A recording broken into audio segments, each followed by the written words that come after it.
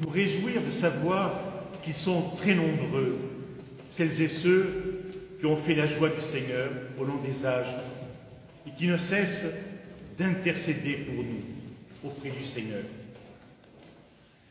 Fêter tous les saints, c'est aussi nous rappeler que seul Dieu est saint, mais que ce Dieu, trois fois saint, est celui qui nous sanctifie, celui qui fait de nous des saints, des saintes, celui qui veut nous associer à sa sainteté, nous partager sa sainteté. Saints, nous le sommes parce que baptisés, confirmés, communiés. Saint Paul s'adressait aux premiers chrétiens en les appelant aux saints qui sont à Rome, aux saints qui sont à Thessalonique, aux saints qui sont à Corinthe, aux saints. Saints, nous le sommes, mais saints, nous sommes appelés à le devenir, à grandir en sainteté. Telle est notre vocation, telle est notre mission de chaque jour. Fêter tous les saints, c'est, en les prenant comme compagnons de route, mettre nos pas dans les leurs pour suivre le Christ Jésus, pour apprendre à se laisser aimer, à servir comme lui, Jésus. Fêter tous les saints, c'est accueillir l'appel que saint Jean nous adressait dans la deuxième lecture. Bien-aimés, voyez quel grand amour nous a donné le Père pour que nous soyons appelés enfants de Dieu. Voyez quel grand amour nous a donné le Père.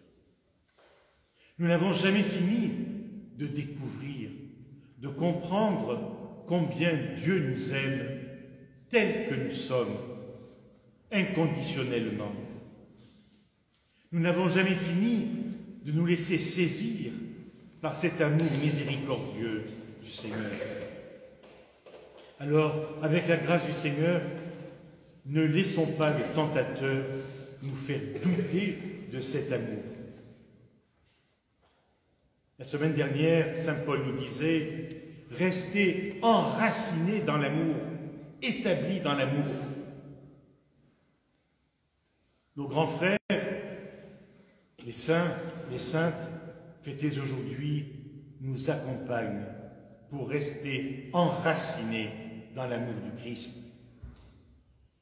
Le pape François dit que la sainteté ne consiste pas à faire des choses extraordinaires. La sainteté, c'est laisser Dieu agir en nous.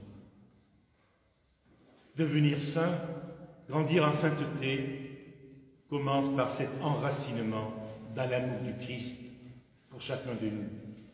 Et c'est cet amour qui fait de nous des enfants bien-aimés. Il nous aime. Dieu met en nous cette espérance de le voir, de le rencontrer au dernier jour. Jésus, dans la 6e béatitude, rapportée par saint Matthieu, déclare « Heureux les cœurs purs, ils verront Dieu. » Aimer le Seigneur, se laisser aimer par lui, se laisser façonner par son amour qui nous rend semblables à lui, vivre dans cette espérance est le chemin qui nous purifie, qui nous rend purs, qui nous rend capables de voir Dieu, de le contempler dans la gloire du ciel, avec cette foule immense que nul ne peut dénombrer, comme le disait saint Jean dans le livre de l'Apocalypse, le livre de la Révélation. Fêter tous les saints, c'est aussi rendre grâce au Seigneur pour les merveilles qu'il a accomplies dans le cœur de ses enfants, de ses femmes, de ses hommes, qui se sont laissés saisir, façonner par l'amour du Seigneur. Fêter tous les saints pour devenir saints comme eux, à leur suite.